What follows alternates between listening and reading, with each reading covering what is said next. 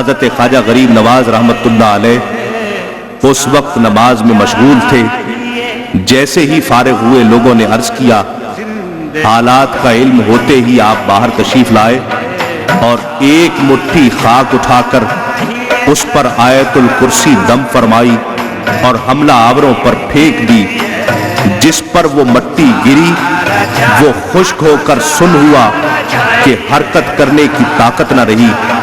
یہ قدرت و کرامات دیکھ کر خوف و دہشت سے سب پریشان ہو گئے اور قریب ہی راجہ کا ایک عالی شان مندر تھا، اس میں پناہ لے لی۔ ایک فقیر جس کا نام شادی دیو تھا اور اسی مندر کا پجاری تھا، علم نجوم و سحر میں کمال درجہ ماہر تھا۔ راجہ پرتھوی راج اور تمام رعایا اس کی عزت کیا کرتے تھے اور اس سے مدد مانگتے تھے۔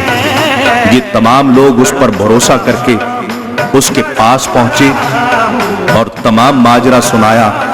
وہ سب ماجرا سن کر اول تو چپ رہا اور گھبرایا، پھر مخاطب ہو کر کہا کہ یہ شخص اپنے دین میں بڑا بزرگ اور صاحب کمال ہے، اس سے اس طرح مقابلہ کرنا مشکل ہے، شاید جادو سے ان لوگوں پر قابو پایا جا سکے۔ بس تمام چیلوں کو جادو کے بڑے بڑے سحر بتلا کر ان کے ساتھ خواجہ بزرگ کی رہائش پر پہنچ کر چیلوں سمیت جادو کرنے لگا۔ اس وقت خواجہ غریب نواز نماز میں مصروف تھے۔ جیسے ہی فارغ ہوئے لوگوں نے عرض کیا کہ اب ایک سادھو اپنے چیلوں کے ساتھ ہم پر جادو کے ذریعے قابو پانا چاہتا ہے۔ آپ نے فرمایا، اے عزیزو، فکر نہ کرو، خدا ہمارا حامی و مددگار ہے، ان کا سب جادو بے اثر ہو جائے گا۔ اس نے ہماری مدد جیسے ہر وقت فرمائی ہے اور ہم یہاں تک پہنچے ہیں، یہاں بھی ہم پر اسی طرح احسان فرمائے گا۔ یہ فرما کر آپ پھر نماز میں مشغول ہو گئے۔ اتنے میں سادھو ماں ساتھیوں کے ان کے قریب پہنچا۔ جیسے ہی خواجہ غریب نواز پر نظر پڑی سب کی زبانیں گنگ ہو گئیں، سحر و جادوگری یکلخت بھول گئے، جہاں کھڑے تھے وہیں کھڑے رہے۔ جب آپ نماز سے فارغ ہوئے تو ان پر نظر پڑی، جیسے ہی سادھو کی نظر سے نظر ملی وہ آپ کا جمال با کمال دیکھ کر بید کی طرح کانپنے لگا، رحیم رحیم پکارنے لگا۔ اس کے ساتھی اس حرکت سے متعجب ہوئے اور نصیحت کرنے لگے۔ وہ دیوانوں کی طرح ان پر خفا ہو کر ان پر پتھر پھینکنے لگا۔ کئی لوگوں کے سر توڑ دیے اور باقی ڈر کے مارے بھاگ گئے۔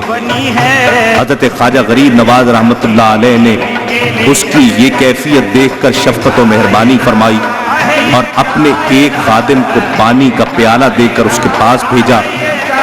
وہ خادم کے ہاتھ سے لے کر شوق سے پی گیا۔ فوراً پیتے ہی دل سے شرک و کفر کی قدرت جاتی رہی اور دوڑ کر حضرت خواجہ غریب نواز کے قدموں میں جا گرا اور مشرف با اسلام ہو گیا۔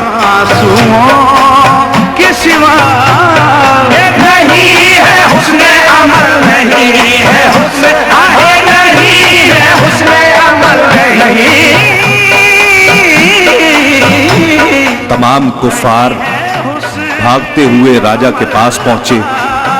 پرتھوی راج نے کیفیت حال معلوم کر کے ان کو سمجھایا اور تاکید کی کہ فقیروں کے ساتھ ایسا سلوک نہیں کیا کرتے، ان کو ہرگز نہ چھیڑو نہ ستاؤ، ایسے درویشوں کا نکالنا آسان نہیں ہے۔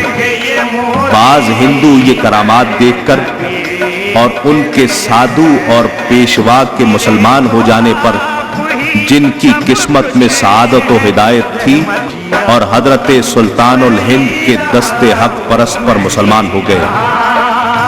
عوام نے کچھ خوف زدہ ہو کر اور کچھ راجہ کے منع کرنے سے مسلمانوں کو ستانا چھوڑ دیا، تاہم دل میں حسد اور تعصب سے پیچ و تاب کھاتے رہے اور کڑتے رہے، لیکن ہیبت سے کچھ کرنے کی ہمت نہ رکھتے تھے اور اس فکر میں لگے ہوئے تھے کہ کسی نہ کسی طرح ان فقیروں کو نکال کر باہر کریں گے۔ राजा को आखिर ये तदबीर सूझी कि अजय पाल जोगी से जिसका राजा बेहद मोतक़िद था इमदाद तलब की जाए। ये जोगी शहर से 3-4 कोस के फासले पर पहाड़ों में रहा करता था। तिलिस्म और जादूगरी में तमाम हिंदुस्तान में मुनफरिद और मुमताज था और उसके 1500 शागिर्द थे, जिनमें से 700 तो फन्ने जादूगरी में माहिर थे और उनके मददगार थे। अजय पाल जोगी माँ तमाम शागिर्दों के ख्वाजा गरीब नवाज रहमतुल्लाह अलैह के मुकाबले के लिए आ गया।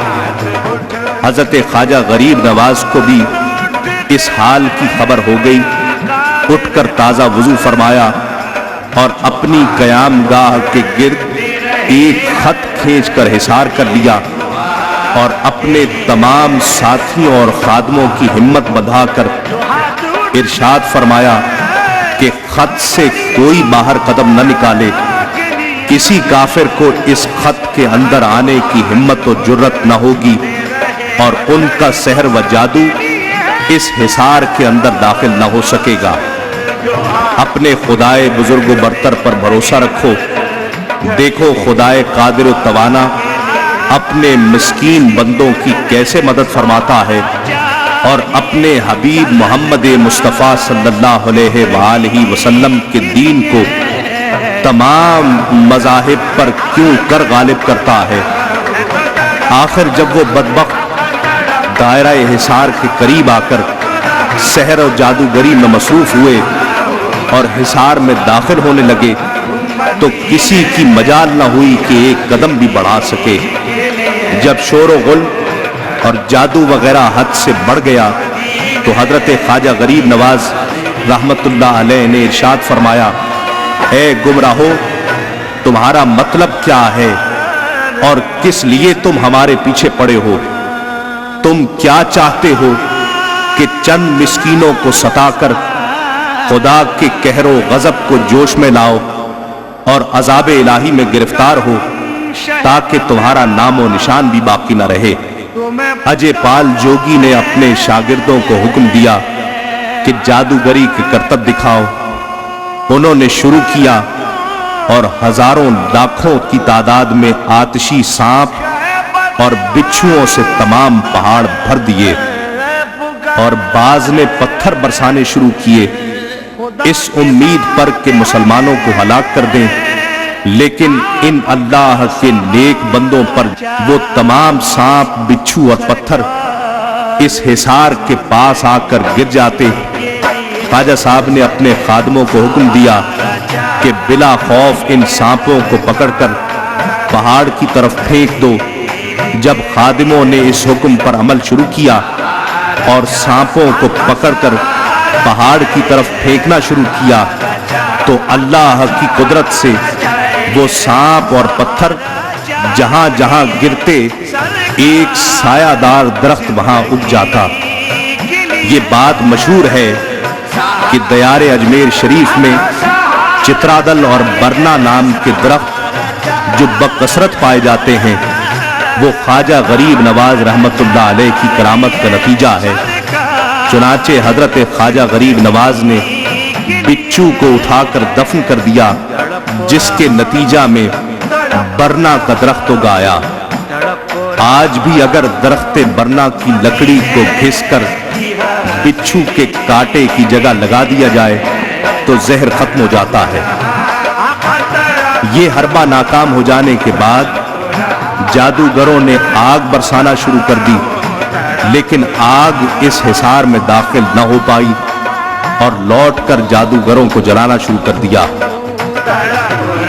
आखिरकार अजय पाल जोगी और उसके तमाम शागिर्द मजबूर हो गए और अजय पाल जोगी अपने किए पर बेहद पशेमान होकर हजरत ख्वाजा गरीब नवाज के कदमों में गिर गया। आपने उसकी खता माफ फरमाकर थोड़ा पानी इनायत फरमाया।